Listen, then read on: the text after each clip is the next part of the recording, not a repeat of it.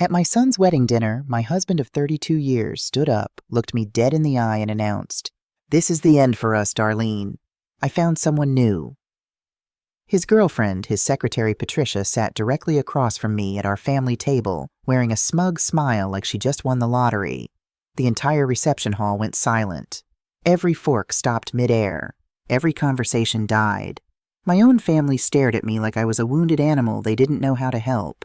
But instead of breaking down, instead of screaming or throwing my wine in his face like everyone expected, I leaned forward, looked my husband straight in the eye, and said with the calmest voice I could muster, "Well, Desmond, thanks for the heads up."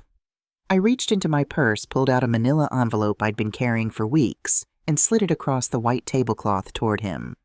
"Here's a little something for you to read later." Before he could even touch that envelope, I stood up, smoothed down my navy blue dress, the one I'd bought specifically for this beautiful day, kissed my son Kevin on the forehead, and walked out of that reception hall with my head held high. Behind me, I heard Desmond tearing open the envelope. Then came the sound that still gives me chills to this day, a scream so loud, so full of rage and panic that it echoed through that entire banquet hall. Through the windows, I could see him standing there, papers scattered across the table like fallen leaves, his face drained of all color. The confident man who'd made his announcement minutes earlier had vanished, replaced by someone desperate and terrified. Let me take you back to where it all began, to the story of how I discovered my husband's betrayal, planned my response, and reclaimed my life on what should have been the happiest day of my son's life. When Desmond and I met in 1991, I was 26 years old and running a small catering business from my apartment kitchen. Darlene's Delights. I called it soul food with a gourmet twist. My grandmother's mac and cheese recipe elevated with aged cheddar and truffle oil, cornbread that people drove across town for, peach cobbler that made grown men weep. I had 12 regular clients and dreams of opening my own restaurant. Desmond was this charming insurance adjuster who hired me to cater his office Christmas party. He swept me off my feet with talk about building a life together, having children, creating something beautiful. 6 months later, he proposed with a modest ring and a promise that we'd chase our dreams together. I believed him with the innocent trust that comes with youth and love. The first sacrifice came during our engagement. Desmond's company offered him a promotion that required us to move 3 hours away to a bigger city. "It's temporary," he assured me, his hands cupping my face the way they used to when he wanted me to trust him completely. "Just a few years to get established. Then we'll move back and you can restart your business." I believed him because I loved him. I sold my catering equipment, said goodbye to my clients, and followed him to a city where I knew nobody. The restaurant dream got packed away in boxes along with my grandmother's cast iron skillets. I told myself it wasn't the end, just a pause. I was young and in love, and marriage meant compromise. What I didn't understand then was that compromise means both people adjust, not just one person repeatedly giving up pieces of themselves until there's nothing left. The second sacrifice came when Kevin was born 2 years later. Suddenly, Desmond's career became even more important because we had a family to think about. He worked longer hours while I stayed home with our beautiful baby boy, pouring all my love and creativity into being the perfect mother. I told myself I'd restart the catering business when Kevin started school. But when Kevin turned 5, Desmond's company restructured, he took a pay cut, and suddenly my hobby wasn't practical anymore. "We need stability, Darlene," he'd say whenever I brought up my business dreams. "Kevin needs his college fund. We need the house payment covered, maybe when things settle down." Things never settled down. There was always another reason, another excuse, another financial goal that took priority over my dreams. So I got a job at First National Credit Union where my attention to detail and people skills made me indispensable. I became the person everyone trusted with their most sensitive financial information. I processed loans, managed accounts, and learned every trick in the book about tracking money and uncovering financial secrets. Those skills would later save my life. But at the time, they just made me the reliable one, the responsible one, the one who kept everything running smoothly while Desmond built his career. For 32 years, I supported every single one of Desmond's career moves. When he wanted to switch companies, I helped him polish his resume. When he needed to schmooze potential clients, I planned dinner parties that impressed everyone. When he decided to start his own insurance firm 10 years ago, I co-signed the business loan with my pristine credit and worked overtime at the credit union to cover our personal expenses while his business got off the ground. I never complained. Not really. I told myself that this was what good wives did. They supported their husbands. They put family first. They waited for their turn. I convinced myself that Desmond appreciated my sacrifices, that he saw how much I gave up for him and Kevin. When Kevin graduated high school as valedictorian, I felt proud that my sacrifices had contributed to raising such an amazing young man. When he got into college on a full scholarship, I told myself all those years of putting his needs first had been worth it. When Desmond's business finally became profitable enough that we could afford luxuries again, I thought maybe finally it was my turn. I was 55 years old when I first brought up restarting my catering business. Now that Kevin's graduated college and your business is stable, I said over dinner one night, I've been thinking about getting back into cooking professionally. Desmond barely looked up from his phone. That's nice, honey, he said. But don't you think you're a little old to be starting over? Besides, Patricia and I have been talking about expanding the office. We might need your help with the books. Patricia. Even then, her name was coming up more and more in our conversations. His indispensable secretary who was so organized and really understood the business. I should have paid more attention to how his voice changed when he talked about her, but I was too busy being grateful that he finally trusted me enough to help with his company's finances. I spent the next 2 years doing unpaid bookkeeping for Desmond's business, watching him build something successful while my own dreams gathered dust. I told myself I was being supportive, that marriage was about teamwork, that my time would come eventually. But what I didn't know was that while I was balancing his books and keeping his business profitable, Patricia was balancing something else entirely, and Desmond had already decided that his future didn't include the woman who'd sacrificed 32 years of her life to build his. The first red flag appeared 6 months before Kevin's wedding, hidden in plain sight like a wolf in sheep's clothing. I was organizing our home office preparing tax documents for our accountant when I found a credit card statement that didn't belong in our usual stack of bills. Chase Sapphire Reserve Premium Card, 15,000 credit limit account holder, Desmond Johnson. My hands trembled as I opened it. Charges for restaurants I'd never been to, jewelry stores I'd never heard of, weekend trips to hotels in cities Desmond had never mentioned visiting for business. The statement showed a balance of $8,000 money that wasn't coming from our joint checking account.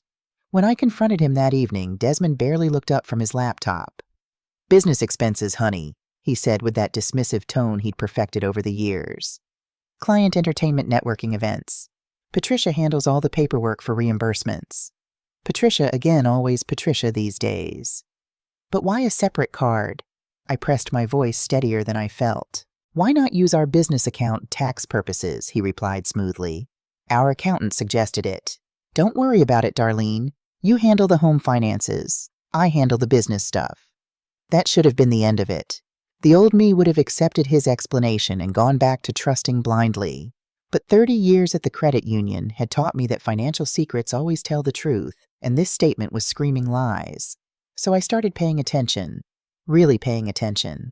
I noticed how Desmond's phone was always face down now, how he'd step outside to take certain calls, how he developed a sudden interest in working late on Fridays and weekends.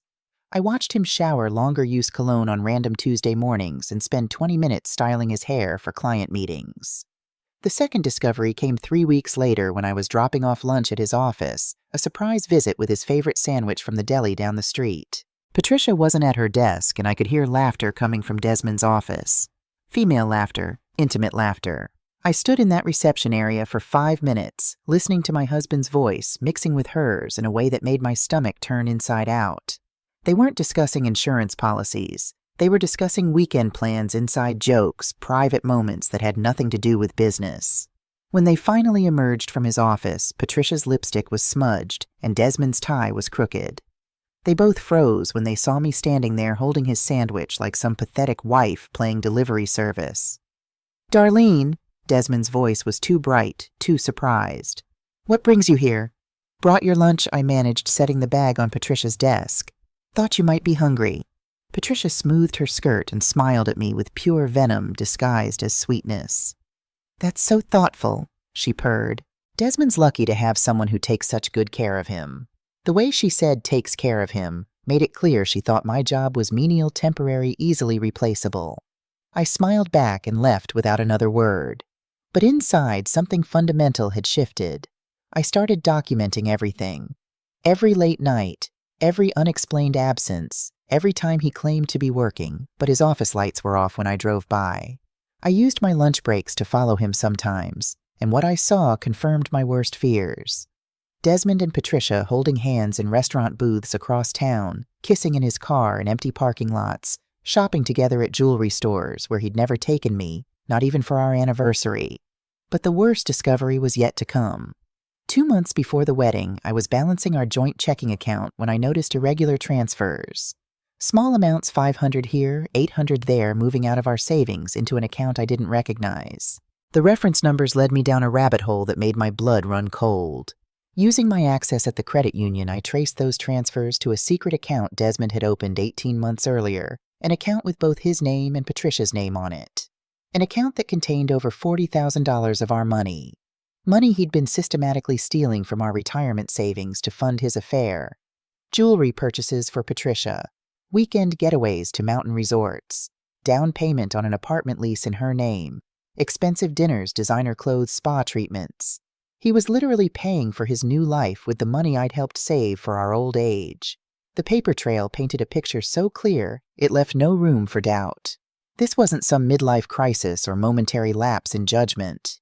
This was a calculated betrayal planned and executed over months, while I slept next to him every night, trusting him with my whole heart. I printed every statement, photographed every receipt, documented every lie. My credit union training had taught me that financial evidence doesn't lie the way people do. Numbers tell stories that can't be denied or explained away. Sitting in my car outside that bank, holding a manila folder full of proof that my marriage was a fraud, I felt something I'd never experienced before. Not just heartbreak or anger, but a cold, clear certainty about what needed to happen next. Desmond thought he was smart covering his tracks with separate accounts and secret credit cards. But he'd forgotten one crucial detail: he was stealing from a woman who spent 30 years learning how to follow money trails and uncover financial deception. He'd just given me all the ammunition I needed to destroy him. Instead of confronting him directly, I decided to let him hang himself with his own rope. You see, my first instinct was to burst into his office and throw those bank statements in his face, to scream and cry and make him feel as devastated as I did.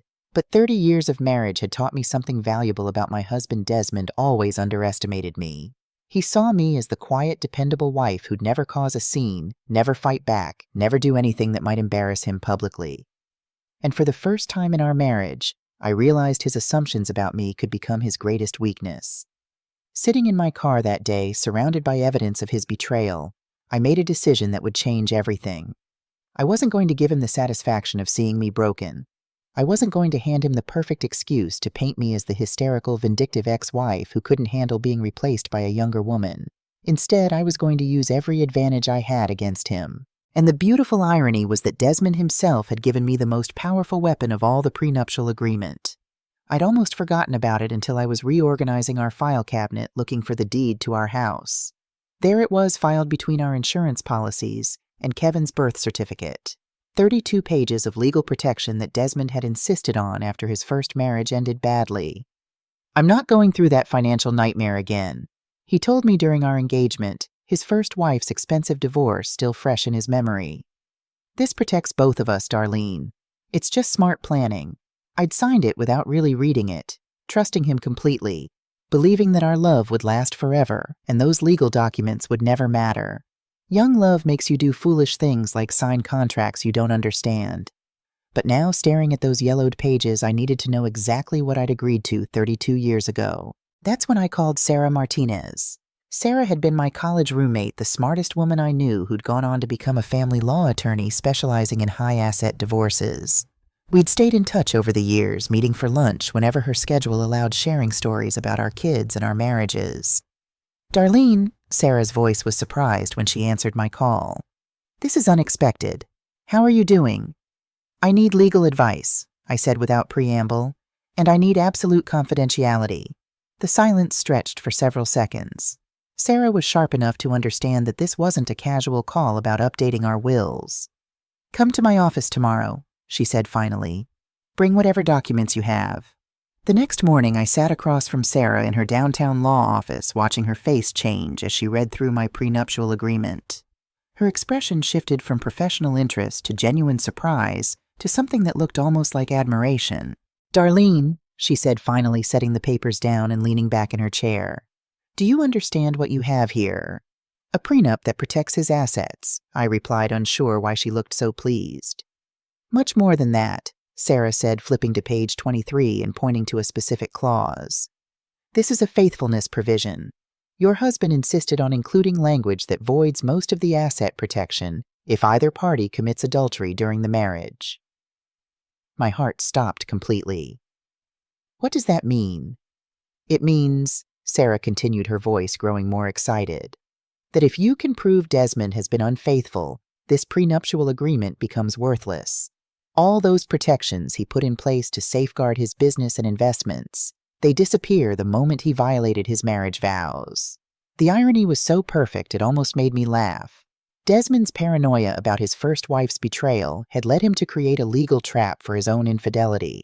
"How much proof do I need?" I asked, thinking about the manila folder full of evidence sitting in my car. Sarah smiled like a shark sensing blood in the water.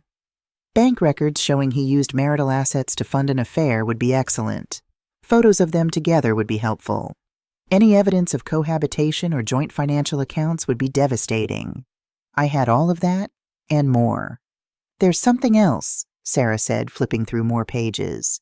"Because you co-signed the business loan and worked unpaid for his company, you're entitled to compensation for your contributions. Combined with the adultery clause, you're looking at keeping the house, most of the investments, and potentially alimony." For the first time in months, I felt genuine hope spreading through my chest. "But here's the key," Sarah continued. "You need to file first. Don't give him time to hide assets or prepare a defense. Strike quickly and decisively." That afternoon, I began preparing for war. I organized every piece of evidence, documented every stolen dollar, and started planning the most important performance of my life. Desmond wanted to humiliate me at our son's wedding. He wanted to flaunt his affair in front of our family and friends. Perfect. Let him think he held all the cards. Let him believe he'd outmaneuvered the simple little wife who'd never caused him a moment's trouble. Because while he was planning his grand announcement, I was planning something far more devastating. I was going to let him destroy himself in front of everyone who mattered. And then I was going to hand him the legal consequences of his choices, wrapped up in a neat little envelope. The best part was that everything I was about to do to him was completely legal, completely justified, and completely his own fault. Desmond had spent 32 years underestimating me. He was about to learn exactly how expensive that mistake would be. The hardest part wasn't gathering evidence or planning my legal strategy. It was pretending to be the same naive, trusting wife Desmond expected me to be. For 6 weeks leading up to Kevin's wedding, I had to perform the role of my life. The devoted spouse who suspected nothing, questioned nothing, and would never dream of fighting back. Every morning I made Desmond's coffee exactly the way he liked it, kissed him goodbye, and wished him well at work. Every evening I asked about his day and listened to his lies about late meetings and difficult clients. When he claimed he'd be working weekends, I packed him lunch and told him not to work too hard. The performance required every ounce of self-control I possessed. When he came home smelling like Patricia's perfume, I bit my tongue and said nothing. When he forgot our anniversary for the first time in 32 years, I pretended it didn't matter. When he started working out obsessively and buying new clothes, I complimented his dedication to staying healthy. Most challenging of all was acting surprised and grateful when he offered to pay for Kevin's wedding reception. "I know money's been tight with the wedding expenses," he said one evening, barely looking up from his phone. "Why don't I cover the dinner? It's my son's big day." What he didn't know was that I'd already seen the credit card statements. He wasn't being generous. He was planning something. The reception was the perfect venue for maximum humiliation, a captive audience of family and friends who'd witness my public destruction. "That's so thoughtful," I replied, playing my part perfectly. "Kevin will be thrilled. Should I handle the arrangements?" "Actually," Desmond said, and I caught the slight smile playing at his lips. "Let me take care of this one. I want everything to be perfect." Perfect for what I wondered. But I nodded and smiled like the obedient wife he thought he'd married. While Desmond planned his grand finale, I was orchestrating something far more devastating. Sarah had filed my divorce papers that morning, but they wouldn't be served until after the wedding. I didn't want anything to spoil Kevin's day or tip off Desmond before he'd fully committed to his public humiliation. The manila envelope became my constant companion. I carried it everywhere, sometimes touching it through my purse, just to remind myself that I held all the power. Inside were copies of the divorce papers, the adultery evidence, the bank statements showing his theft, and a detailed accounting of every asset he thought he'd protected with that prenuptial agreement. 3 days before the wedding, Desmond made his final, fatal mistake. "Darlene," he said over dinner, his voice taking on that patronizing tone I'd learned to hate. "I need to tell you something about the reception." I looked up from my plate, channeling every ounce of innocent curiosity I could muster. "What about it?" "I've invited Patricia," he said, watching my face carefully. "She's been such a huge help with the business, and I thought it would be nice to include her in the celebration." The audacity of it took my breath away. He was bringing his mistress to our son's wedding, setting the stage for maximum cruelty, and he wanted my permission first. The old Darlene would have questioned it, maybe even objected. But the new Darlene, the one who'd been planning her revenge for weeks, simply smiled.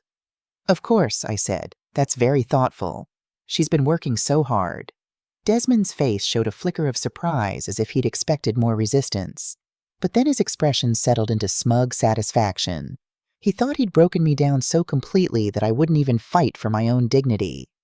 "Good," he said. "I knew you'd understand." That night I finalized every detail of my plan. The envelope was prepared, the legal papers filed and ready, the evidence organized and documented. I even practiced my response in the mirror, perfecting the calm, graceful demeanor that would throw everyone off balance. Because I'd realized something crucial about revenge, the sweetest kind comes not from losing your temper, but from maintaining perfect control while your enemy destroys himself. The morning of Kevin's wedding, I woke up feeling something I hadn't experienced in months: genuine peace. I put on my navy blue dress, the one that made me feel confident and powerful, and did my makeup with extra care. Today wasn't just my son's wedding day. It was the day I reclaimed my life. Desmond was unusually cheerful as we got ready, humming while he shaved, taking extra time with his appearance. He thought today was his victory lap, the day he'd finally rid himself of the boring wife who'd served her purpose and could now be discarded for a newer model. The ceremony was beautiful. Kevin and his bride Sarah glowed with happiness, and I managed to focus on their joy rather than the storm I knew was coming. As we arrived at the reception, Desmond's eyes immediately searched the room until he spotted Patricia at our assigned table. He gave her a small nod, a private signal that their moment was approaching.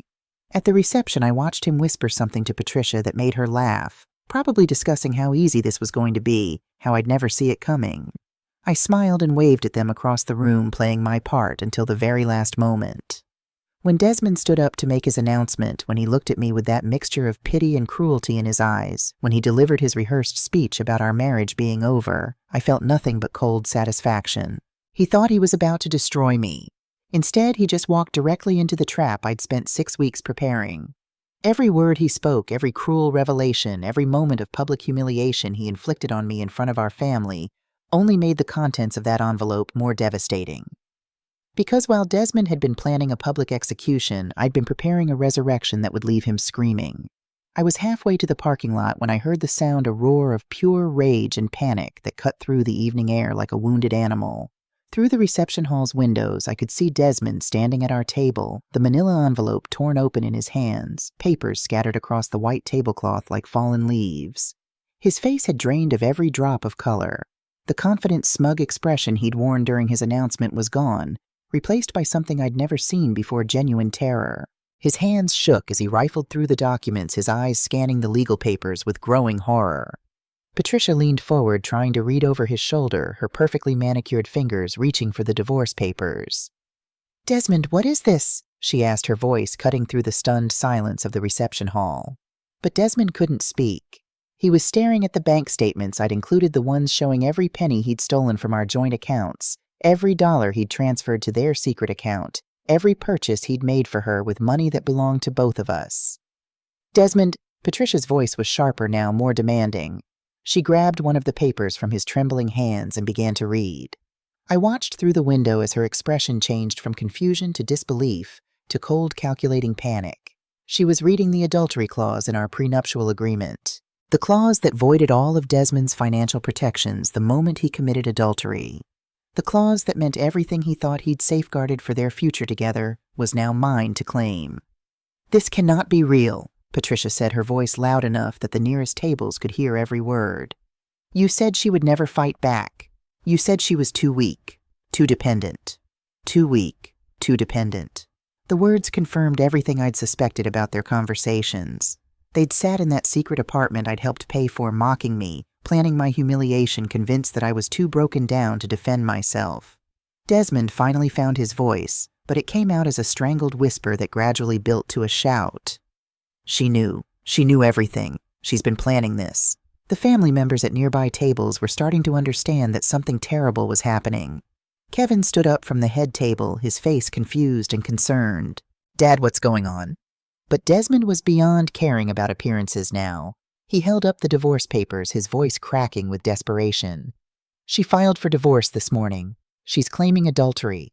She's trying to take everything." "Take everything?" Patricia's voice was rising to match his. "What do you mean, take everything? You said the prenup protected your assets." "The prenup is void!" Desmond screamed loud enough that the entire reception hall fell silent. "The adultery clause voids the whole thing. She gets the house, the investments, everything." I watched Patricia's face cycle through a series of emotions: shock, anger, and then something that looked disturbingly like calculation. She wasn't devastated that their affair had been exposed. She was furious that the money was gone. "You told me she was just filing taxes," Patricia hissed. "You said she was too stupid to understand finances. You said she'd never figure out the account." The account. Their secret account. She was talking about it right there in front of everyone, confirming every suspicion our family had ever had about their relationship. Kevin was reading over the bank statements, now his expression growing darker with each line. "Dad, you stole from Mom's retirement account. You used her money to pay for your affair." "It's not theft," Desmond said weakly. "It's marital property. I had every right." "You had every right to use our joint funds to buy jewelry for another woman, to pay for weekend trips I knew nothing about, to put a down payment on an apartment for your secretary." The room was so quiet you could hear people breathing. Uncle James was shaking his head in disgust. Sarah's parents looked mortified to be witnessing this family implosion. "Where's Patricia now?" I asked, looking around the room. "Your partner in this grand romance, the woman who was going to make you so much happier than I ever could." Desmond's silence was answer enough. "She left," Kevin said quietly. "The minute she realized the money was gone, she walked out." I nodded. "That tells you everything you need to know about what your relationship was really built on." "Darlene, please," Desmond said, and for the first time his voice held genuine desperation rather than anger. "We can work this out. We can go to counseling. I made a mistake, but we can fix this." I looked at this man I'd been married to for 32 years, this stranger who'd systematically betrayed and stolen from me while I slept beside him every night, and felt nothing but cold certainty. "You're right about one thing. You did make a mistake. You assumed I was too weak, too stupid, and too dependent to fight back. You assumed wrong." I gathered my papers and put them back in my folder. "The accounts are frozen until the divorce is finalized. You'll be hearing from my attorney about the asset division and the theft charges we're considering filing." As I turned to leave, Desmond made one last desperate attempt. "You cannot take everything. I built that business. I earned that money." I stopped and looked back at him one final time. "With my credit, my unpaid labor, and my financial support. And now you're going to learn exactly what that was worth." Walking out of that reception hall for the second time, I felt something I hadn't experienced in years: complete and total control over my own life. Behind me, I could hear Desmond still trying to explain himself to our son, still trying to minimize what he'd done, still trying to play the victim. But nobody was listening anymore. The story of us had ended. The story of me was just beginning. In the weeks that followed, I moved into our guest bedroom while Desmond slept on the couch.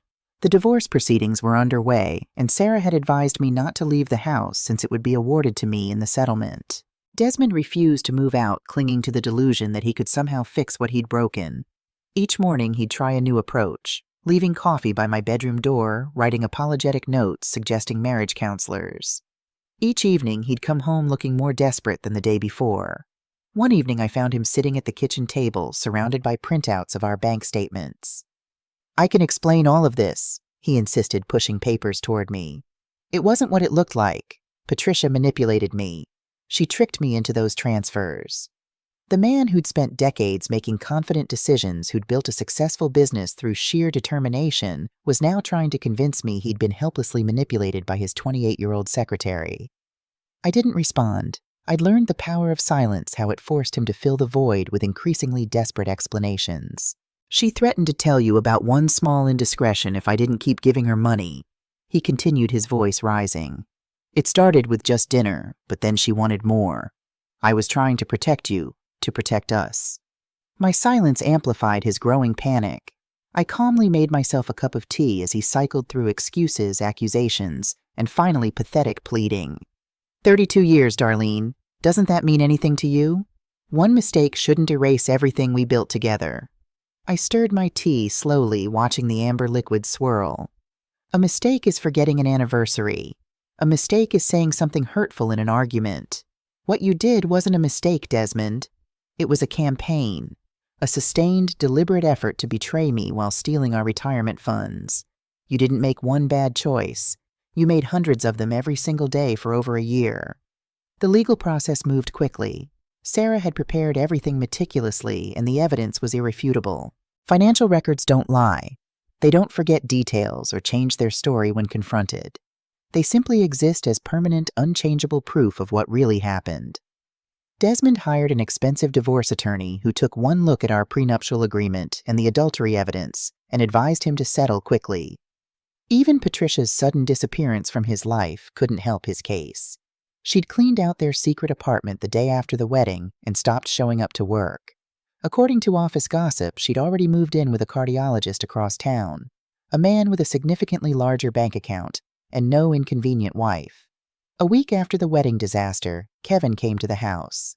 He stood awkwardly in the living room, his eyes moving between me and his father, clearly unsure how to navigate this new reality where his parents were strangers living in silent hostility.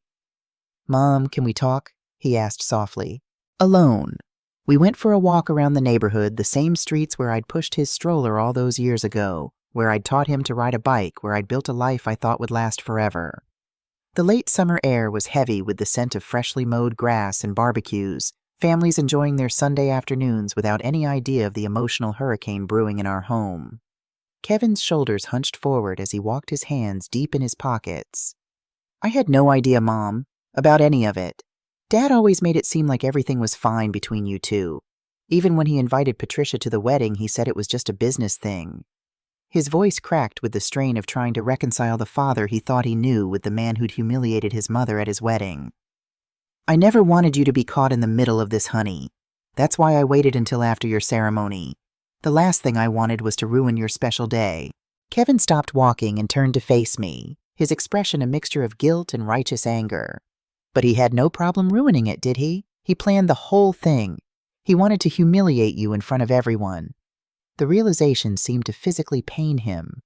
I keep thinking about all the times he talked about family loyalty, about integrity, and the whole time He couldn't finish the sentence.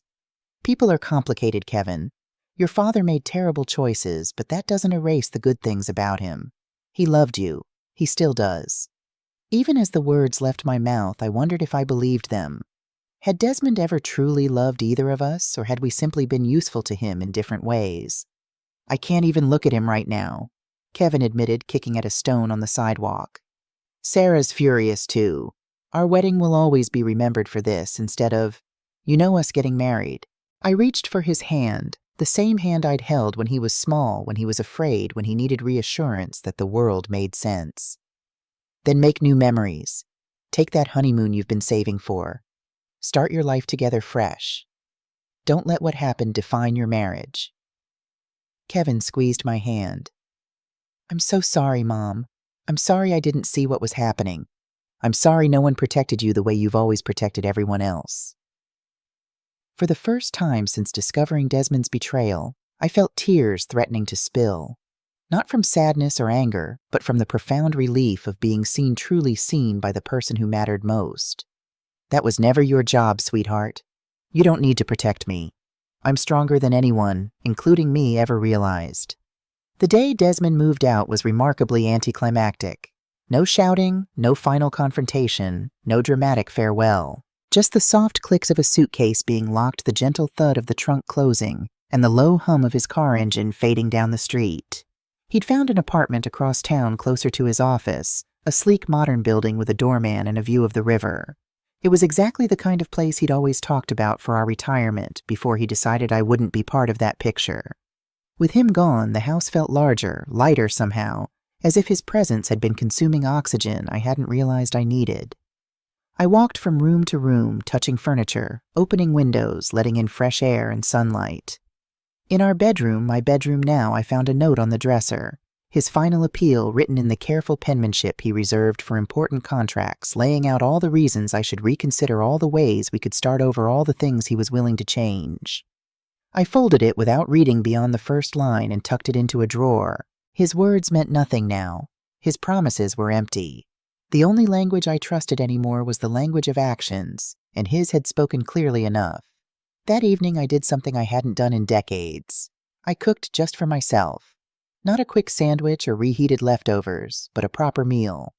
My grandmother's honey-glazed chicken roasted vegetables seasoned with herbs from the garden, cornbread made from scratch in her cast-iron skillet. I set the dining room table with our good china and crystal-lit candles and poured myself a glass of expensive wine Desmond had been saving for a special occasion. As I savored each bite, I realized this was a special occasion, perhaps the most special of my life. This was my Independence Day, the beginning of the rest of my life, a life that would unfold according to my choices, my dreams, my priorities. A life where I would never again make myself smaller to accommodate someone else's ego or put my aspirations on hold for a someday that never came. The divorce proceedings moved forward with surprising speed. Desmond's attorney, recognizing the futility of fighting against irrefutable financial evidence, advised him to settle rather than drag out a battle he couldn't win. In the end, Desmond signed the agreement that gave me the house, 75% of our investments, full ownership of the retirement accounts he'd tried to drain in alimony for 5 years. He kept his business, what was left of it, and enough money to start over, though not in the luxury he'd planned with Patricia. The judge who approved our settlement was a stern-faced woman in her 60s who'd seen thousands of divorces cross her bench. As she reviewed our case, she looked up over her reading glasses, her gaze moving between me and Desmond with an expression I couldn't quite decipher. "Mrs. Johnson, are you satisfied with these terms?" she asked, her voice betraying no emotion, no hint whether she approved or disapproved of what I'd secured. "I am, Your Honor." My voice didn't waver. I didn't apologize or justify or explain. I stood straight, made eye contact, and claimed what was rightfully mine. "Mr. Johnson." She turned to Desmond, who looked diminished somehow, his expensive suit hanging loose on a frame that had lost weight, dark circles under eyes that couldn't quite meet hers. "Yes, Your Honor." His voice was barely audible. The judge nodded once, signed the final papers, and it was done. 32 years of marriage dissolved in less time than it takes to order lunch. As we left the courtroom, Desmond touched my elbow lightly, stopping me in the hallway, while our respective attorneys walked ahead discussing some final procedural details. "Darlene." His voice held none of the confidence, none of the patronizing tone he'd used for so long. "I know you won't believe this, but I did love you. I still do. I made terrible mistakes, but I never meant to hurt you like this." I studied his face, searching for the man I'd married, the man I'd believed in, the man I'd sacrificed for. He wasn't there. Perhaps he never had been. "You didn't hurt me like this, Desmond. You hurt me exactly how you intended to. You planned to humiliate me at our son's wedding. You wanted to discard me publicly after you'd drained our accounts and secured your exit strategy. The only thing you regret is that I figured it out and beat you at your own game." His face flushed, whether from shame or anger I couldn't tell. "That's not true. I was confused, yes. I made poor choices, yes. But you never expected consequences. That's the only truth here. You believed you were entitled to everything, my youth, my support, my labor, my dignity, without ever having to account for your actions. Well, the accounting has come due. I suggest you pay it gracefully and move on with your life, as I intend to do with mine." I walked away without looking back, my heels clicking purposefully on the marble floor, the sound echoing through the high-ceilinged corridor. Each step carried me further from the woman I'd been and closer to the woman I was becoming. The day after the divorce was finalized, I sat at my kitchen table with a yellow legal pad, a stack of cookbooks, and my grandmother's handwritten recipe cards. For the first time in decades, I allowed myself to seriously consider my old dream of opening a catering business. Not as Desmond's supportive wife with a cute hobby, but as an independent woman with decades of experience, impeccable taste, and a network of contacts from my years at the credit union. I sketched logos, calculated startup costs, researched commercial kitchen rentals, and drafted a business plan. By evening, my kitchen table was covered in papers, sticky notes, and empty coffee cups. The beginnings of something real were taking shape. A week later, I rented a small commercial kitchen space in a trendy part of town, an area that had been run down when Desmond and I first moved here, but had since transformed into a hub for artisanal food shops and upscale restaurants. The space was perfect, recently renovated with top-of-the-line equipment close to the farmer's market and visible from the street, with large windows that would allow passers-by to watch the cooking process. When I signed the lease, the building owner, a gray-haired man about my age named Thomas, smiled warmly. "Been in the restaurant business long." "Actually, this is my first professional venture," I admitted, straightening my shoulders, instinctively prepared for the dismissive response I expected. Instead, Thomas nodded approvingly. "Best time to start. You know what you want, you've seen enough to avoid the common pitfalls, and you're not chasing trends. What's your concept? Southern comfort food with an elegant presentation. The kind of cooking that makes people feel loved and celebrated." The words flowed easily, confidently, as if I'd been pitching this concept for years rather than keeping it buried in my heart. Sounds perfect for this neighborhood. Lots of young professionals with money to spend who grew up on processed food. They're hungry for authenticity, for real cooking with history behind it. He gestured to the kitchen. "This place has good bones. Had a bakery here before that did well, but the owner moved to Portland. Left the ovens, which should save you some startup costs." As I explored my new space, running my hands over the stainless steel countertops, checking the capacity of the refrigerators, testing the gas pressure on the industrial stoves, I felt a surge of excitement mixed with fear. This was real. This was happening. At 58 years old, I was finally pursuing the dream I'd put on hold for more than half my life. I named the business Darlene's Second Chances, partly as a nod to my fresh start, partly as a reminder that it's never too late to become the person you were meant to be. I designed business cards, created a simple website, and started reaching out to old contacts from the credit union, many of whom had moved on to positions at law firms, medical practices, and corporate headquarters, all potential clients for catering services. My first job came through Kevin. His architectural firm was hosting a client appreciation event, and he volunteered my services before I'd even finalized my menu options. "They're going to love it, Mom," he assured me over the phone. "They've been using the same boring catering company for years. Everyone's sick of their mini quiches and bland chicken skewers." The pressure of cooking professionally for the first time in decades for my son's colleagues and important clients sent me into a planning frenzy. I tested recipes for weeks, adjusting seasonings, experimenting with presentations, calculating exact quantities needed for 50 guests. I hired 2 culinary students as servers and a former restaurant manager to help with the logistics. The night before the event, I barely slept, my mind racing with all the things that could go wrong. What if my recipes didn't scale properly? What if my timing was off? What if people found my food too rich, too traditional, too Southern? The event itself passed in a blur of activity, setting up the buffet stations, keeping chafing dishes filled, ensuring everything looked fresh and appealing as the evening progressed. I was so busy I barely had time to register the reactions until afterward, when Kevin found me in the kitchen packing up equipment. "Mom, you killed it." His face was flushed with pride, his eyes bright. "People won't stop talking about the food. The managing partner wants your card. 3 different clients asked if you're available for private events." Relief flooded through me, followed by a wave of validation so intense it made my hands shake. This wasn't luck or charity. This was success on my own terms, earned through skill and hard work. "Really, they liked it," Kevin laughed. "Liked it, Mom. They were practically licking the platters. I've never seen Mr. Henderson take seconds of anything, and he went back for thirds of your peach cobbler." Word spread quickly. Within a month, I had bookings for corporate events, engagement parties, and an anniversary celebration. Each successful event led to more referrals, more bookings, more validation that my dream wasn't just viable, it was thriving. By the 3-month mark, I needed to hire a permanent assistant and 2 part-time prep cooks. By 6 months, I was turning down bookings because we were at capacity, and I began seriously considering expanding into a larger space. The irony wasn't lost on me. For years, Desmond had dismissed my culinary ambitions as impractical as a hobby rather than a legitimate career path. Now his insurance business was struggling while my hobby was generating substantial income and genuine fulfillment. News of Desmond's difficulties reached me through mutual friends who couldn't resist sharing the gossip. Their voices lowered conspiratorially as if they were telling me something I shouldn't know but deserved to hear.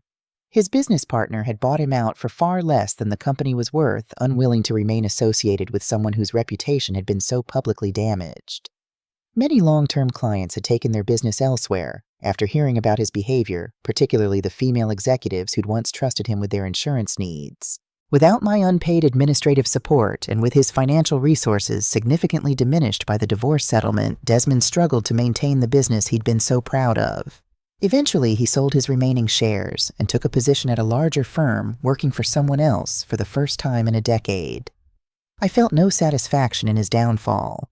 No vindictive joy, no sense of justice served. What had happened to him wasn't my doing, it was simply the natural consequence of his own choices. I was too busy building my new life to waste energy celebrating his losses. The afternoon I signed the papers to expand into a larger commercial kitchen was the same afternoon I received a text message from a number I didn't recognize. "Darlene, it's Desmond. Got a new phone. Can we talk? Nothing about us, just need some advice about Kevin. He's not returning my calls."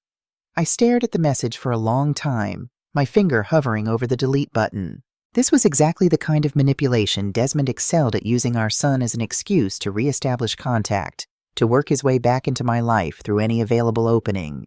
The old Darlene would have responded immediately, would have felt responsible for mending the relationship between father and son, would have taken on the emotional labor of family peacekeeper once again. The new Darlene knew better. I deleted the message without responding and returned to reviewing the equipment inventory for my expanding business.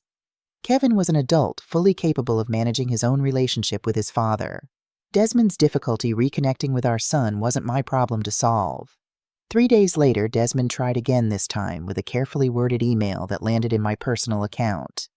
"Darlene, I hope you're doing well. I've been reflecting a lot on the past and my many failures as a husband and father. I know there's nothing I can do to make amends for the pain I've caused, but I'd welcome the opportunity to apologize in person. No expectations, no agenda beyond offering the apology you deserve." Again, I didn't respond. His apology meant nothing to me now. It was too late, too little, and undoubtedly motivated more by his diminished circumstances than by genuine remorse. The time when his words could touch my heart, could heal my wounds, had long passed. A week later, a large arrangement of roses arrived at my commercial kitchen, 3 dozen perfect blooms in the exact shade of coral pink I'd always favored. The card read simply, "I was wrong about everything, especially you. D." I gave the flowers to my assistant who was celebrating her birthday that week. "Gorgeous arrangement from a client," I told her. "Perfect timing for your special day." 6 months after our divorce was finalized, on what would have been our 33rd anniversary, I stood in the kitchen of Darlene's Second Chances, preparing my grandmother's famous peach cobbler for a client's golden anniversary party. The irony wasn't lost on me, celebrating 50 years of genuine love while my own marriage had crumbled after 32 years of lies. My commercial kitchen buzzed with the steady rhythm of professional cooking whisks against metal bowls, knives against cutting boards, the hum of industrial ovens, a symphony I'd conducted in my dreams for decades. The cobbler was for the Hendersons, married 50 years without a single infidelity, without one partner suppressing the other's dreams. Eleanor Henderson had specifically requested my peach cobbler after tasting it at another event. "It reminds me of summer evenings on my grandmother's porch," she'd told me, her eyes misty with nostalgia. "How do you capture memory in a dessert?" I couldn't explain that this recipe had sustained me through decades of deferred dreams, that I'd perfected it in stolen moments while waiting for my life to begin. As I slid the cobbler into the oven, adjusting the temperature with the precision that had become my trademark, my head chef Michael approached with a concerned expression. The review just went live in Southern Living, 4 pages with photos.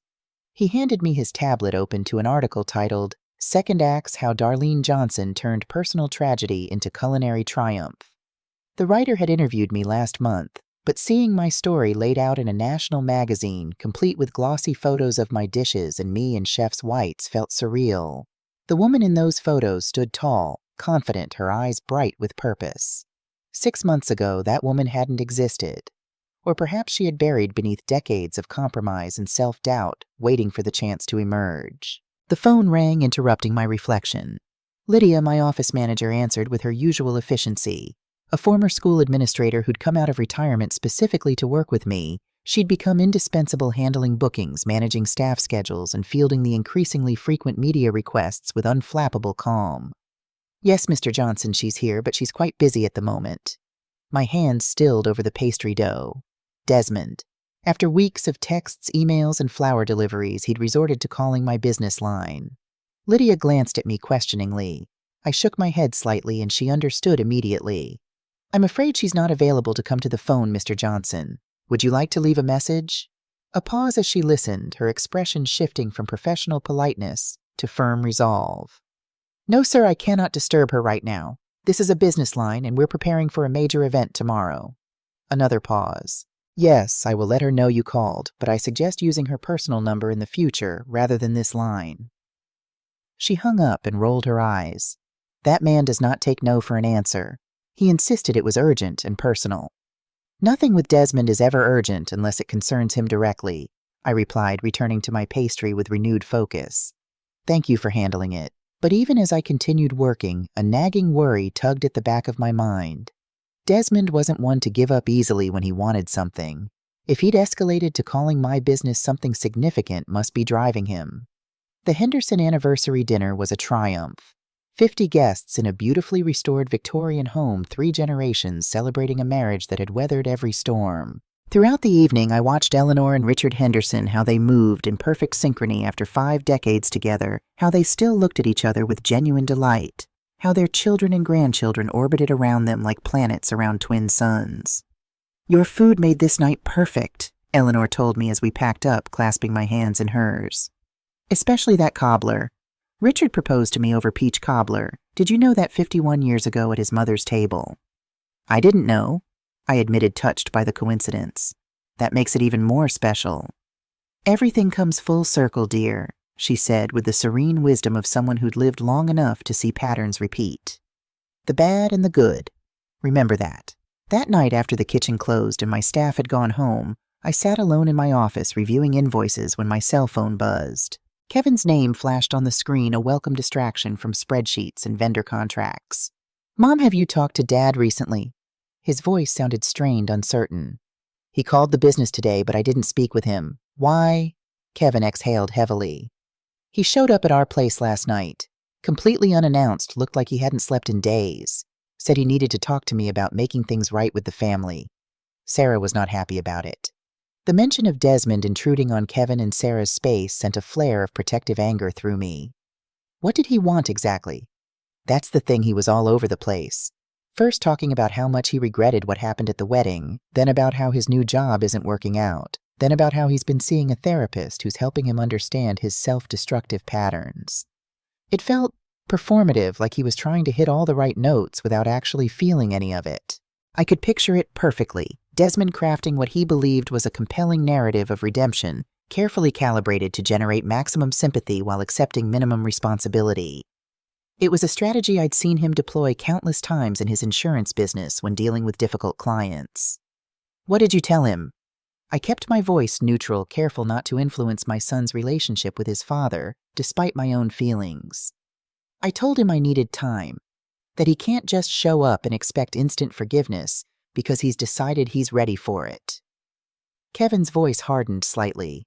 I also told him that any reconciliation between us doesn't include him getting back into your life. He kept bringing the conversation back to you, how you're doing, whether you're seeing anyone if you ever mention him. It was weird, Mom. Almost obsessive. An uncomfortable chill settled in my stomach. He's having trouble accepting that he's lost control of the narrative. He always assumed he would be the one to end things on his terms when he was ready. The fact that I took that power away from him is something his ego can't process. Well, whatever it is, just be careful. He doesn't seem stable. After hanging up with Kevin, I called Sarah Martinez. Despite the late hour, my attorney answered on the second ring. "Darlene, is everything okay?" I explained about Desmond's escalating behavior, the calls, the visits to Kevin, his apparent fixation on me. "Am I overreacting?" Maybe this is just his awkward way of trying to make amends. Trust your instincts, Sarah advised. You lived with this man for 32 years. If something feels off, it probably is. Has he violated any explicit boundaries? Shown up at your home or workplace? No, but Kevin said he was asking a lot of questions about my schedule, my business locations. That's concerning. Let's take some precautions. I followed Sarah's advice, increasing security at both my home and business. I installed additional cameras, changed the locks on my house, even though Desmond had returned his keys, and instructed my staff to alert me immediately if he contacted them or appeared at any of our events. For 2 weeks, these measures seemed unnecessary. Desmond made no further attempts to contact me directly. I began to think perhaps Kevin's warning had been overly cautious, that Desmond had simply been going through a difficult adjustment period and had now moved on. Then came the invitation that would prove me wrong. The Museum of Contemporary Art was hosting a major fundraising gala, and Darlene's Second Chances had been selected as the caterer, a prestigious contract that would put my food in front of the city's most influential art patrons and philanthropists. The selection committee had specifically cited the innovative nostalgia of my Southern fusion cuisine as perfect for their event theme, honoring tradition, embracing change. The night of the gala, I supervised setup, personally wanting every detail to be perfect. The museum's grand hall had been transformed into an elegant dining space with crystal chandeliers suspended above tables draped in midnight blue linens. My staff moved efficiently, arranging serving stations and making final adjustments to presentations. As guests began to arrive, women in designer gowns, men in tailored tuxedos, I stepped back to observe the operation from a corner of the room. This was my element, now creating experiences that delighted the senses while running a seamless operation behind the scenes. A far cry from the woman who'd spent decades suppressing her talents to support someone else's ambitions. I was checking the temperature of the chafing dishes when Margaret Wilson, the foundation's chairwoman and a recent client, approached me with an expression of concern. "Darlene, dear, are you aware your ex-husband is here? He's not on our guest list, but security says he claimed to be with the catering staff." My stomach tightened. "Where is he now?" Margaret gestured discreetly toward the bar area. "Over there, watching you. He's been there for at least 20 minutes. Should I have security escort him out?" Through the crowd, I caught sight of Desmond leaning against the bar in a suit that hung loose on his frame. His eyes were fixed on me with an intensity that sent a prickle of unease up my spine. This wasn't just about him trying to talk to me. There was something unsettling about his presence, about the deliberate way he'd infiltrated an event where he knew I'd be working. "No, I'll handle it." I straightened my shoulders and walked directly toward him, determined not to let him disrupt the event or intimidate me. As I approached, Desmond straightened up, a familiar smile spreading across his face, the same smile he'd used for decades when he wanted something from me. "Darlene, you look wonderful. Success suits you." "What are you doing here, Desmond?" "This is a private event." He gestured around the opulent room. "I wanted to see it for myself. Your triumph. Your new life. The magazines weren't exaggerating. You really have built something remarkable. You need to leave, now." I kept my voice low but firm, conscious of the nearby guests who might overhear. "I just want to talk Darlene. 5 minutes. After everything we shared, don't I deserve that much?" "No, you don't. What you deserve and what you'll get are very different things, as you've learned. Now please leave before security removes you." His smile faltered, revealing a flash of the anger simmering beneath the surface. "You think you've won, don't you? You think you've completely destroyed me and built yourself up from my ruins. But we both know the truth. You would be nothing without me. Everything you have now, this business, your reputation, your skills, they all exist because of opportunities I provided." The audacity of his claim was so absurd I almost laughed. "My business exists despite you, not because of you. Every opportunity I have now came after you were gone. You spent 32 years ensuring I wouldn't pursue my dreams, and now you want credit for my success. You didn't build me, Desmond. You buried me. The fact that I dug myself out is a testament to my resilience, not your contribution." His face darkened, the mask of civility slipping further. "This isn't over, Darlene. You think you can just erase 32 years, rewrite our entire history I made you who you are. Sir, is there a problem here?" A security guard materialized beside us, his expression professional, but alert. Desmond straightened his tie, the mask sliding back into place. "No problem at all. I was just leaving." He turned back to me, his voice dropping to a whisper. "This conversation isn't finished. As I watched him walk away, escorted by the security guard, a chill settled in my bones that had nothing to do with the art museum's aggressive air conditioning. Desmond's words weren't just the bitter ramblings of a rejected husband. They carried an undercurrent of threat, a promise that he wasn't done attempting to reassert control over my life. I returned to my duties, determined not to let Desmond's intrusion affect the evening's success. But throughout the gala, I felt a lingering unease, a shadow on what should have been a professional triumph. When the event concluded and the last guests had departed, I gathered my staff for a brief debriefing before sending them home. Only when I was alone in the kitchen supervising the final cleanup did I allow myself to fully process what had happened. Desmond's appearance wasn't spontaneous. He'd researched the event, somehow learned I'd be catering it, and created a plan to infiltrate the venue. The calculated nature of his actions suggested something beyond mere regret or a desire to reconcile. There was an obsessive quality to his behavior that I hadn't anticipated. The next morning I met with Sarah Martinez to discuss the encounter. Her office was a sanctuary of order and calm, with floor-to-ceiling bookshelves and a view of the river that sparkled in the morning sunlight. Sarah listened intently as I recounted Desmond's behavior, her expression growing increasingly concerned.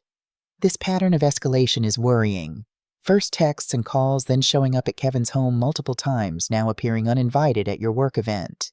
Have you considered filing for a restraining order? I hesitated. Isn't that extreme? He hasn't actually threatened me? Harassment doesn't always come in the form of explicit threats, Darlene.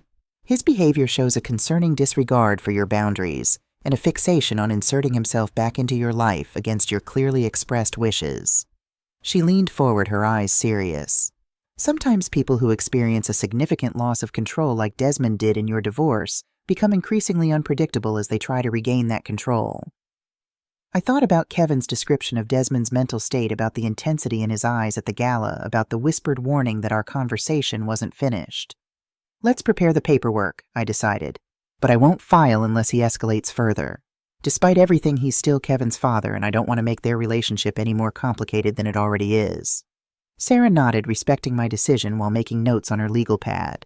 In the meantime, I suggest documenting everything, save texts, emails, record dates, and times of any encounters. If he contacts your staff, have them write down exactly what was said. And consider installing security cameras at your home and business if you haven't already. Her caution seemed excessive in the moment, but I agreed to follow her advice. Better to be overprepared than caught unprepared, especially when dealing with a man whose entire personality had been built around maintaining control. The restraining order paperwork sat in my desk drawer unsigned for the next 2 weeks. During that time, Desmond's direct attempts to contact me ceased. No more calls to the business, no more surprise appearances. I began to think perhaps he'd finally accepted reality and moved on. Then came the reviews. They appeared on every major restaurant review site, simultaneously scathing 1-star assessments of Darlene's second chances from anonymous clients who claimed to have suffered food poisoning after events we catered. The reviews described in graphic detail the supposed illnesses that followed and suggested our kitchen's sanitation standards were dangerously lax. Within hours, similar reviews appeared under different usernames, all telling variations of the same story. The timing was too coordinated to be coincidence, the language too similar to be from genuinely different sources. Lydia discovered them first, calling me in a panic. Darlene, we need to respond to these immediately. They're already affecting our online rating. I read through the reviews with growing certainty about their source. The writing style, the specific details mentioned the calculated targeting of the exact issues that would most damage a catering business. It all screamed Desmond. This was his area of expertise, understanding vulnerabilities and exploiting them for maximum impact. It's him, I told Lydia. These are all from Desmond or people he's convinced to help him. Can we prove that? Can we get them removed? We can try, but that will take time. I thought for a moment, formulating a strategy. First, we need to respond publicly to each review professional concerned offering to investigate, but noting that we have no record of such incidents, and our health department certifications are spotless. Then we contact our recent clients, directly explain the situation honestly, and ask them to post their genuine experiences if they're comfortable doing so. The next 48 hours became a crash course in crisis management. My staff rallied around me, reaching out to clients, monitoring review sites, and crafting responses. Kevin and Sarah activated their professional networks, encouraging colleagues who had enjoyed our catering to post positive, truthful reviews. What Desmond hadn't anticipated was how many allies I had built in just 6 months. Clients who had become friends, vendors who respected our business practices, employees who believed in what we were creating together. Their support flooded in, drowning out the false narratives with authentic testimonials.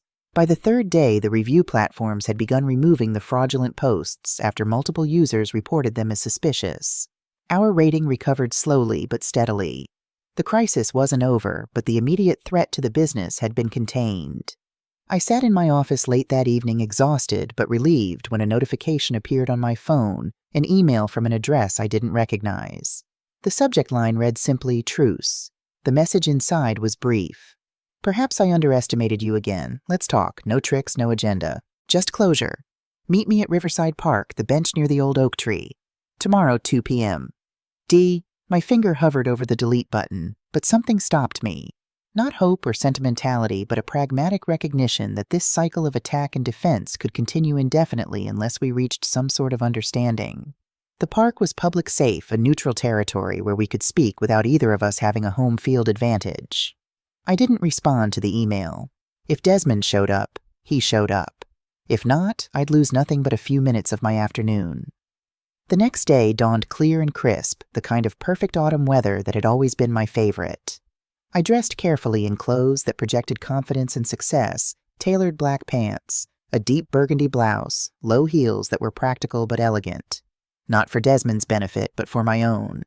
Armor doesn't need to clank to be effective. I arrived at the park early, choosing a bench with good visibility in all directions, not the one Desmond had specified. If he wanted to talk, he could find me, but on my terms, not his.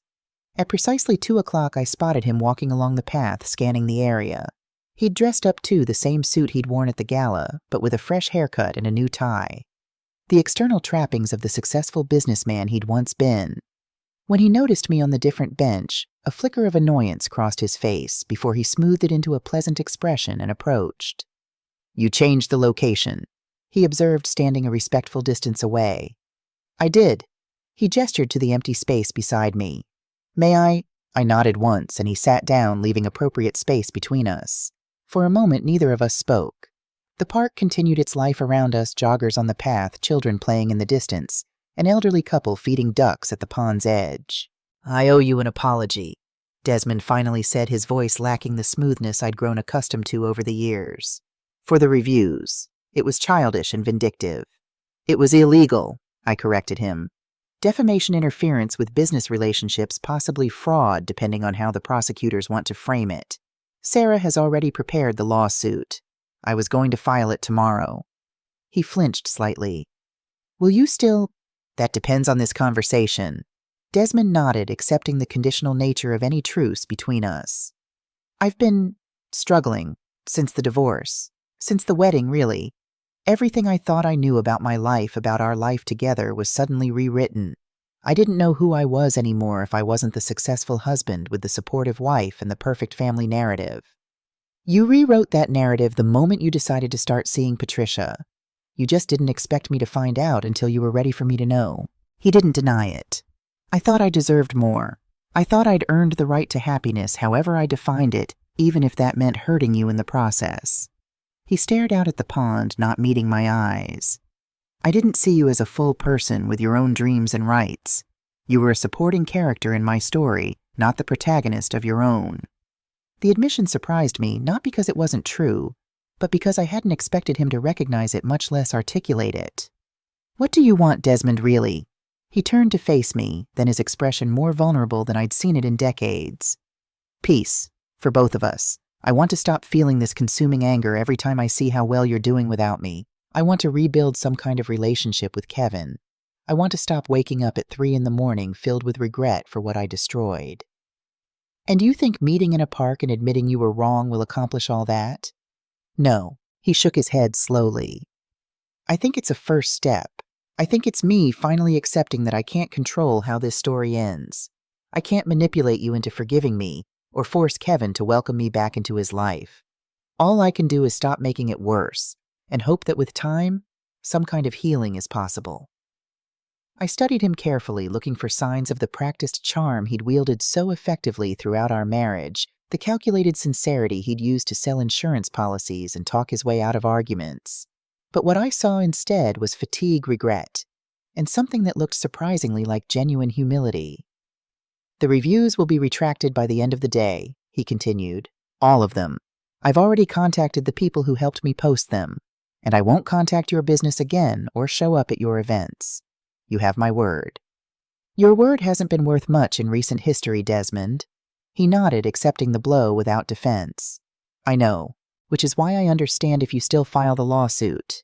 I wouldn't blame you, but I'm hoping you'll give me a chance to prove that I'm trying to change." I considered his offer, weighing it against the emotional and financial cost of pursuing legal action. A lawsuit would mean more interaction with Desmond, more energy diverted from my business, more stress infiltrating the new life I'd built. Even if we won, which Sarah assured me we would, the victory would come at a price beyond the financial. No more reviews, no more contacting my business or staff, no more showing up uninvited anywhere I might be working. And you get therapy, real therapy, not just a session or two for show. I've actually been seeing someone regularly, Dr. Henderson. He's helping me understand the patterns that led to all this. For the first time, Desmond's voice held a note of genuine reflection rather than performative remorse. "Good. Keep going. As for Kevin, that's between you and him. I won't interfere either way." Desmond nodded, a small smile lifting the corners of his mouth. "He's like you know. Stronger than I ever gave him credit for. Clearer about who he is and what he wants." He hesitated, then added, "He gets that from you, not me. The best parts of him always came from you." The compliment landed differently than any he'd given me during our marriage, not as flattery designed to achieve a specific outcome, but as a simple acknowledgement of truth. "I should go," I said, standing up. "I have prep work for an event tomorrow." Desmond stood as well, maintaining the respectful distance between us. "Thank you for meeting me. And Darlene, the business you've built. It's extraordinary. I'm sorry I ever stood in its way." I nodded once in acknowledgement, then turned and walked away, my steps measured and confident on the park path. Behind me, I didn't look back to see if Desmond was watching. It didn't matter anymore. His gaze no longer defined my worth or determined my path. The following Sunday, Kevin and Sarah came for dinner at my house, a ritual we'd established in the months since their wedding. I'd prepared a simple meal, nothing like the elaborate creations I made professionally, just home cooking meant to nourish rather than impress. As we sat around my dining table, I noticed a new ease in Kevin's demeanor, a lightness that had been absent since the wedding disaster. "Dad reached out again," he said as we finished the main course. "We had coffee yesterday." I kept my expression neutral. "How did that go?" Kevin exchanged a glance with Sarah before answering. "Better than I expected. He was different, less defensive, more willing to listen." He poked at a roasted potato with his fork. "He told me about meeting you at the park, about the therapy he's been doing. He even admitted completely unprompted that he'd been a terrible husband who never appreciated what he had." "That is different," I acknowledged, genuinely surprised by Desmond's candor. "I'm glad if it's helping your relationship with him." "I'm not rushing into anything," Kevin clarified quickly. "Trust takes time to rebuild, but I think he's genuinely trying to change to understand where he went wrong." He reached for Sarah's hand, their fingers intertwining with the easy intimacy of a couple building a strong foundation. "Watching what happened between you two has made me even more committed to getting our marriage right, to making sure Sarah always knows how much I value her dreams, her independence." "We both learned from your experience, Darlene," Sarah added softly, "about communication, about respect, about partnership. In a strange way, what happened at our wedding has strengthened our commitment to doing better." A bittersweet pride filled my chest. If the end of my marriage had taught my son how to build a healthier one, perhaps there was meaning in the pain after all. As I brought out dessert, a simple apple tart rather than my signature peach cobbler, I noticed a nervous energy between Kevin and Sarah, meaningful glances and suppressed smiles that suggested they were sitting on news. "Okay, what aren't you two telling me?" I asked, serving the tart with a scoop of vanilla ice cream. Kevin took a deep breath, his face breaking into a wide grin. "We weren't going to say anything yet, but Sarah's pregnant. 8 weeks along. You're going to be a grandmother." The world seemed to stop for a moment, the announcement ringing in my ears like the most beautiful music. A grandmother. A new generation, a continuation of the family line, a fresh chance to pour love into a child's life without the complications that had marred my own marriage. That's wonderful. I managed tears springing to my eyes. I'm so happy for you both. We wanted you to be the first to know, Sarah said, her own eyes glistening. This baby is going to have the most amazing grandmother, strong, independent, successful. A real role model. The three of us talked late into the night, making plans, sharing hopes, building the foundation for this new chapter in our family story. When they finally left, promising to keep me updated on every doctor's appointment and ultrasound, I stood in my doorway watching their car disappear down the street, a profound peace settling over me. Inside, I moved through my house with new awareness. This would be a home where my grandchild would visit, would learn to bake cookies in my kitchen, would hear stories about their heritage and family history. A home free from tension and secrets from the walking on eggshells atmosphere that had dominated my marriage. 3 weeks later, I catered a small dinner party for Sarah Martinez and her partners at the law firm.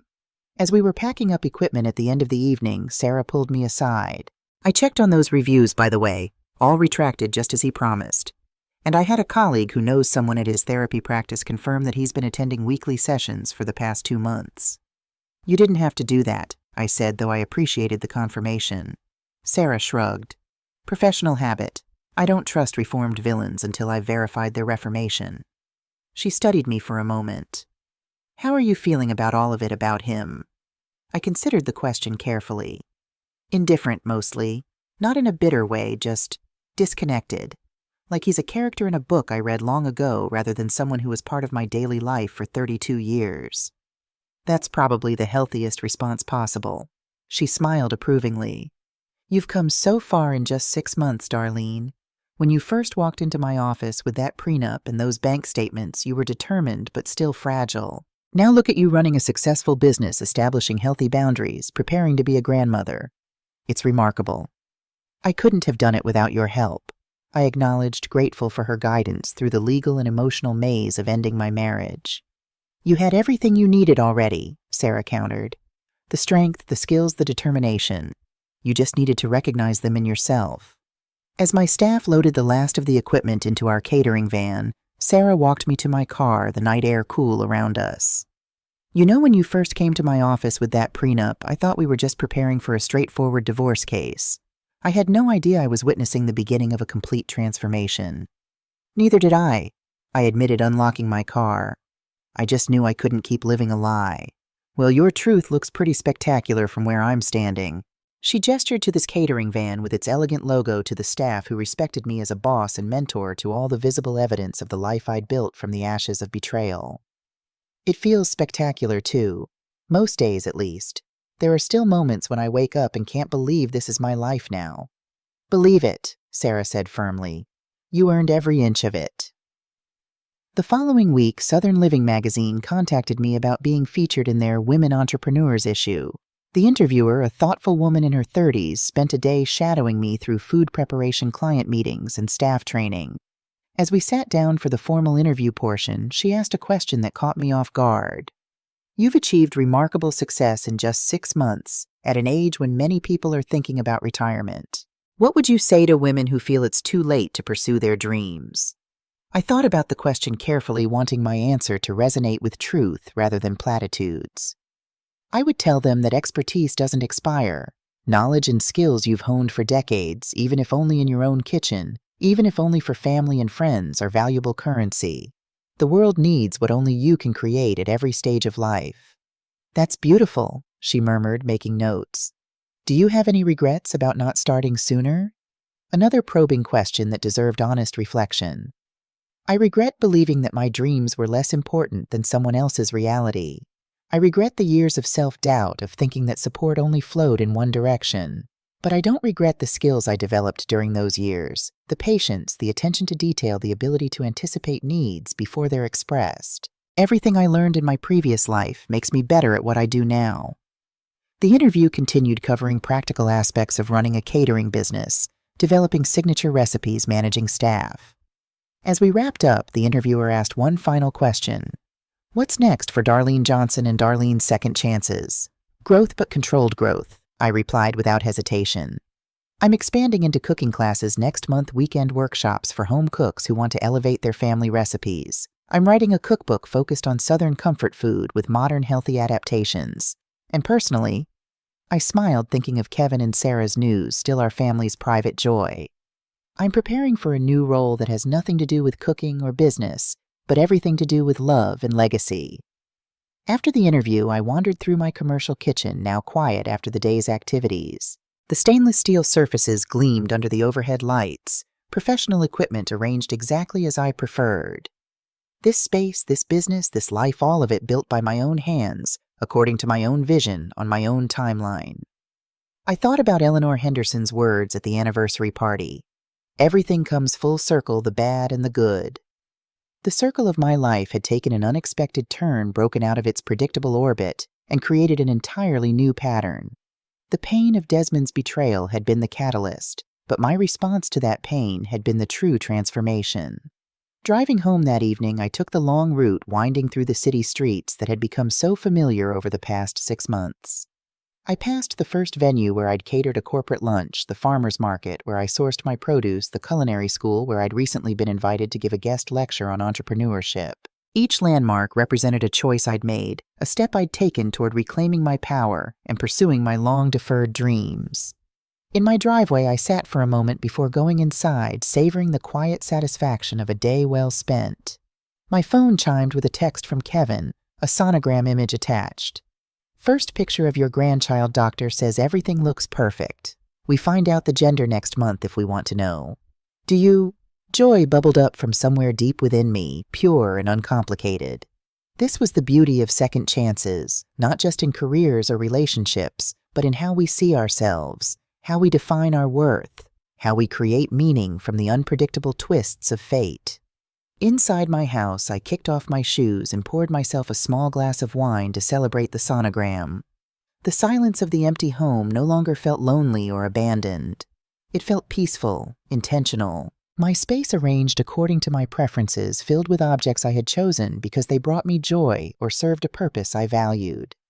My gaze fell on the kitchen, not the professional one where I spent most of my working hours, but my home kitchen where the journey had begun all those decades ago with a small catering business run from an apartment. The space had been transformed during the past 6 months, updated with professional-grade equipment and organized to my exact specifications.